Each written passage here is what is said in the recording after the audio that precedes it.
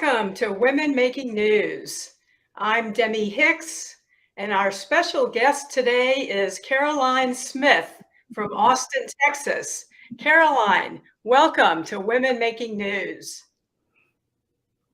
Thank you, Demi. So happy to be with you today. Oh, yes, it's a pleasure that you are here. You know, Caroline, career transitions are at an all-time high for women in the workplace. And oftentimes with those career transitions, they are accompanied by self-doubt. In meeting you and in learning more about you and your journey, I thought there was a lot to share with our audience. So let's get started. Your interest and passion for Spain, tell us about it. Yeah, happy to. It's one of my favorite topics. I've always loved to travel, and I gravitated towards language from a very young age. And alongside that, I've never really been one of those people with, really any kind of plan, but certainly a linear plan. I never knew what I wanted to be when I grew up, and even after college, after I had had this shiny new degree in my hand. I knew I could do a lot of things and probably be pretty happy. So starting with my studies in college, again, I gravitated towards language from a really young age, and I got my bachelor's degree in Spanish language and literature. So after I graduated from college, I moved to here to Austin, Texas. And after working for a few years, spending a few years in the workforce, I thought it made a lot of sense for me to get my money's worth, so to speak. So, the best way to learn and perfect a language is to actually go immerse yourself in the culture of that place. So, again, I could talk for days and days about how much I love Spain. I fell in love from the moment I set foot on their soil, and I ended up living there for 2 years. So, lived there for 2 years as an English teacher. And so many things about the Spanish culture are in alignment with who I am and the way I try to live my life. Spaniards place an immense value in living in the present moment, and they go very slowly. They do things very intentionally, and really they try to enjoy life instead of working themselves to death, which is something that really stuck with me. So yeah, you can imagine as an American that it's a completely different way of life than what we're used to, and it really resonated with me. Yeah. So your decision to go to Spain, to live in Spain and immerse yourself there, would you consider that a transition? And what did you learn most about yourself? Definitely. I definitely consider that my 2 years there, they were not consecutive. So but both of the years were, I do consider them kind of bridges from one era or phase of my life to the next. I always knew that teaching English probably wasn't a forever thing, but so, I'm not trained to be a teacher necessarily, but the time that I spent there was largely dedicated to self-exploration and self-love. You gain so much perspective when you move away from home, when you move to a new country, to a culture that's completely different from the one that you grew up with. And you learn about, who you are and where you come from, and also where you want to go in the future. I used those 2 years living abroad. Really, they gave me space to figure out, again, not only where I had been, but where I wanted to go, and gave me a lot of clarity about my next move. So I was very fortunate to be able to have those 2 years. Yeah. So what did you determine about what that next move would be? Yeah. So again, if maybe going back a little bit to sort of why I loved, or what I loved about Spanish culture, I basically, living over there in a place where the entire country shuts down from the hours of 2 to 5 p.m.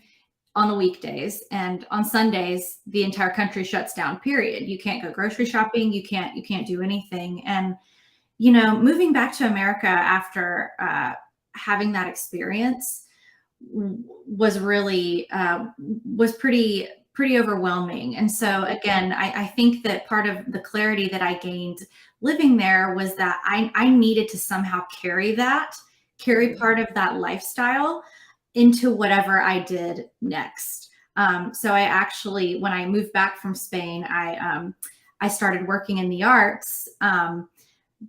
But after years doing that, slowly realizing that this is not embodying, it's wonderful work, but this is not embodying that that intentionality, that taking your time and really enjoying life. That wasn't, I struggled with that. And again, I was really intent on, I need to somehow continue this intentionality here in my life in America. So yeah, that was kind of the thread that I took that, has paved the way for what I did shortly after I got back from Spain, and then what I'm doing now. Yeah, so go ahead and share with us about that. Well, it sounds like, and I want to make sure we really hold this, because there's some important experience that you had there, and that you learned from another culture, which is so important, to be open to other cultures, to say, what can I bring in, what works well with my values or your values in that sense, and is going to be a part of the life that I want to lead. That's what I just heard you say. Definitely. Yeah, and it sounds like you've carried that forth through the arts, and now that it somehow sparked the transition or the pivot that you're currently in. Tell us more about that.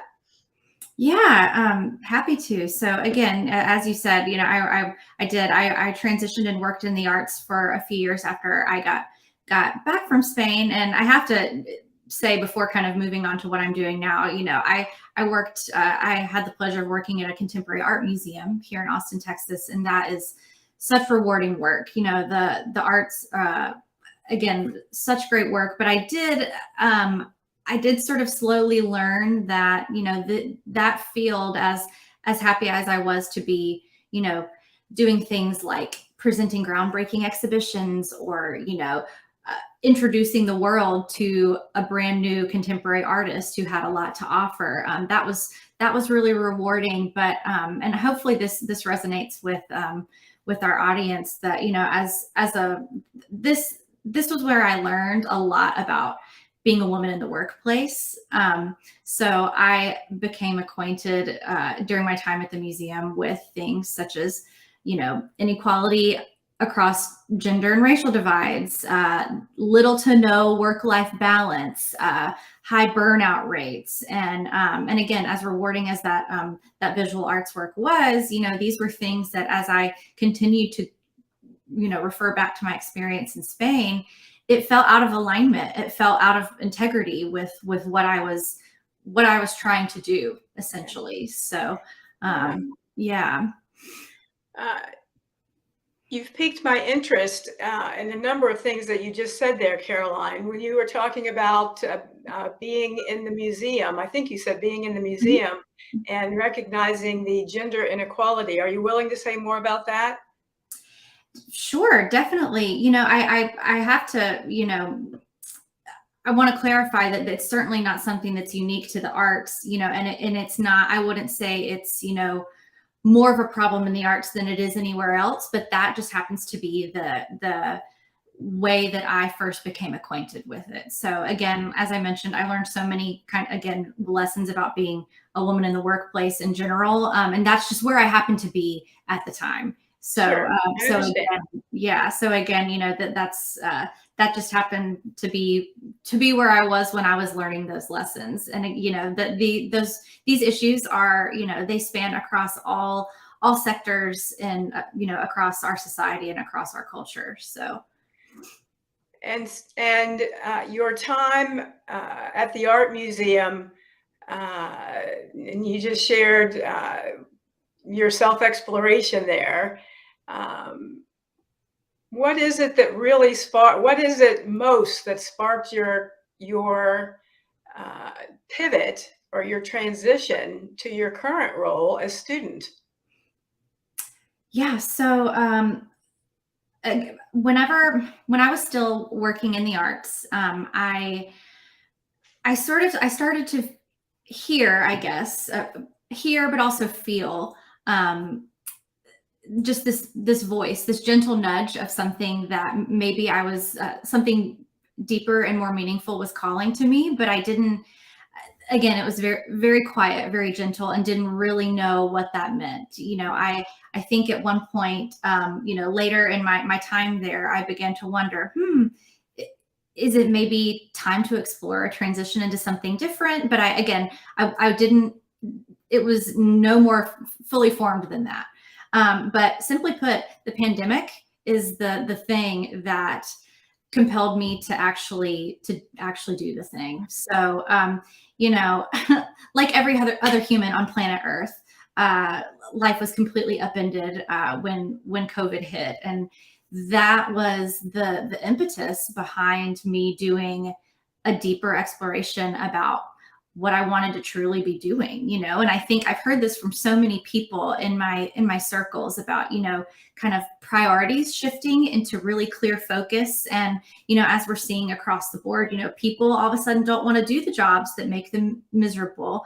And that certainly wasn't my experience. I wasn't miserable, but it did compel me to really listen to that voice in a way that before I think I just thought, oh, that's something frivolous or something that, I wish I was doing something different or having more fun. I think normal things that we all think when we do the daily grind, so to speak. So yeah, I'm happy to speak more about, kind of how that took shape and, how that transitioned, how that pivoted, how I landed in the mental health field. Yeah, so I'm struck by each one of your moves, Caroline, and how there seems to be a uh, you're clearly thinking about what you want to do, but you also have so much of your heart and your passion tied to whether it was Spain, whether it was the arts, whether it was the current move into your role as student. There seems to be, I don't know, would you call it a balance, or that both of those work for you, or that one of those works for you more than the other? Heart via head. That is such a great question. I don't personally, I do think, especially the more I learn about the history of psychology and theories on mental health and counseling, there's a funny dialogue about, or something that I find funny about it needing to be one or the other. And I think for me, if I had to choose, my heart's really steering the ship. But our brains, our heads are, things that, there are these wonderful tools that we do need to use to navigate those, to navigate daily life, right? But yeah, I think I consider myself a pretty, I guess I try to cultivate a pretty balanced way of life. And so, yeah, I would say again, if we had to choose, then the heart's really leading the way. But both kind of both mentalities, both sides of the coin are necessary for sure. Yeah. And you said that psychology was a pull for you, an interest for you. Tell us more about that, and where are you now? Yeah. So yeah, like as you mentioned, psychology, wellness, and exploring kind of the human experience, those have all been sort of reoccurring interests or themes for me throughout my adult life. But I would definitely say that they were more of an extracurricular, if you will. So I would, kind of in my spare time, I would read books or listen to podcasts and, do things like that. But again, going back to the pandemic really being that thing that sparked me to actually make moves. I really started to tune into how unwell we all were at the time, at a completely different level than I ever had before. And to be honest, I was alarmed. by what I was seeing around me. So I just generally, I was really struck by how all of a sudden we had such intense daily stressors that had real and terrifying consequences, getting sick and dying. Those were very real fears. And yet somehow we as people, as citizens, as humans, were expected to be fine. We were supposed to do the same amount of work. We were supposed to do it extremely well. And I felt that just collectively as a society and as a culture, we were ignoring what was actually happening and ignoring the signs of an alarming deterioration of our mental state. So yeah, again, that was sort of where I found myself at the beginning of the pandemic. And that gentle nudge, that quiet voice that I mentioned before, just started to get louder, And so I started having conversations with people in the community, a former therapist of mine, a friend who's a psychologist. We started having conversations about, the actual real possibility of me transitioning into the mental health field and making that a career. And yeah, so in July of 2020, I applied for a master's program in mental health counseling. So that's where I am now. I'm just starting my second year of my master's degree. So at the end of this education journey, I will be a licensed professional counselor, so an LPC. Congratulations. Thank you. Thank you. Yeah, that's fantastic. That's a beautiful, beautiful story too, the way that you share that, Caroline. Thank you.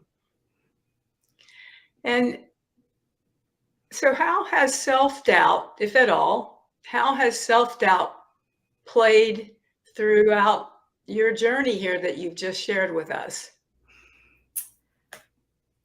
Like I think many others could relate, self-doubt it's been part of the entire journey. It's been part of the entire experience. And I'll mention that that's such a timely question and a timely sort of concept to ponder, because not only am I fairly new to this new education journey that I'm on, but I also I just took on a new job that's related to the field, and I'm really new at it, and self-doubt just abounds.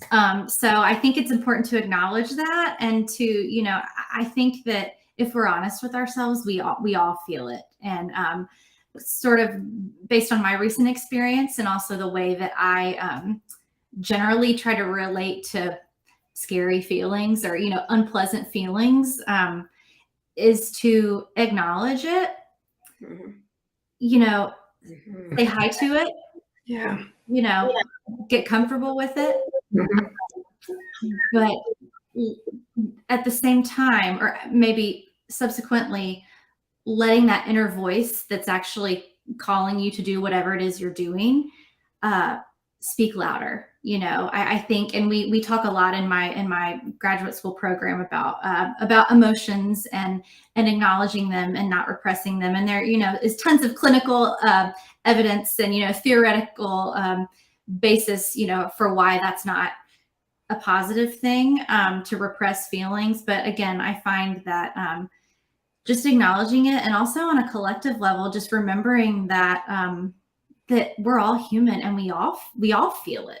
No one is alone. Even the most confident person, at the on the stage for the lecture, or the professor, or whoever you're listening to or seeing, people, everyone has it. So again, I think to tie that all up, just letting that voice that compelled you to do whatever it is you're trying to do in the first place, let that voice lead, but while also making space for that self-doubt or that fear or whatever that negative quote unquote emotion might be. What comes up for me, Caroline, in listening to you, is recognizing our humanity, and that we're all vulnerable somewhere, somehow, some way. It's going to catch up with us, and that by acknowledging our vulnerability, we actually gain confidence. That's what I just got out of what you said. So thank you. That was insightful. Yeah, absolutely. There is. I think that I truly believe that there's so much power in recognizing our humanity. Yeah, and I think that, luckily for all of us, over the last 2 years, we've had a lot of opportunity to do that because Yes. Yes. we all have, none of us would have chosen it, but we've all had to reflect on just how human we are and just how alike we all are, in that humanity. Yeah. And in many ways, I hear a lot of people, and it's written a lot about the connection that's been built through these struggles, and the gifts that have been recognized through all of the challenges. Mm, absolutely, Yeah, absolutely. I felt that very keenly as well. yeah. Caroline, what advice would you give to our audience about if they are going through a career transition? What do you want them to know? I think if there's one thing I would leave you with, or leave our audience with, it would be to trust yourself above all else. To listen to that inner voice that's calling you into that transition, even when it may feel like there's a lot standing in the way of you and your success. I think as women, we all know that there's always going to be something working against us. We're always going to have people telling us, maybe you shouldn't do that, and those questions, that self-doubt, peeking its head saying, oh, will I make enough money? Will I be able to, will I be good at this job? Will I be able to have a family and do this job if I want to? Things like that. I think are inevitably going to arise for us. But I think especially, yeah, when you're thinking about, when I think about the radical leaps that I've made across the span of my career, and other women who are considering making these leaps, just trust yourself. Listen to that voice, even when the world might be trying to quiet it. I truly believe that we are all the best versions of ourselves when we are doing work that is meaningful and fulfilling and authentic to us, in integrity with who we are.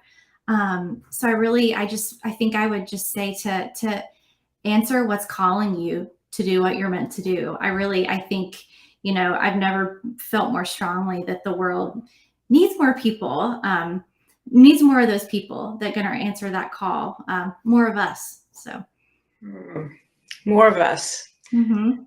Caroline, I can only imagine the people that you touched today and that you will continue to touch as you move through your journey. Thank you so much for being here with us on Women Making News Live. Thank you. Thank you so much, Demi. Thank you for allowing me to share just a small part of my story. I really appreciate it. Oh, absolutely. I want to make sure everyone recognizes our sponsor for this broadcast and for this month of February, Sterling Seacrest Pritchett Insurance and Risk Management. We appreciate and are grateful for them. I want to also point out that the core of Women Making News is its ability to grant scholarships to deserving women. Go to our website, and if you are interested in learning more, and make sure that you leave your email address on the website. If you know of anyone who is interested in learning more about a scholarship, we would love to hear from you and from them. And then I will leave you with our broadcast guest in March is Shannon Alfonso, the president and CEO of Marsh McLennan Agency, Florida. Thanks again to all of you for viewing, and have a great day.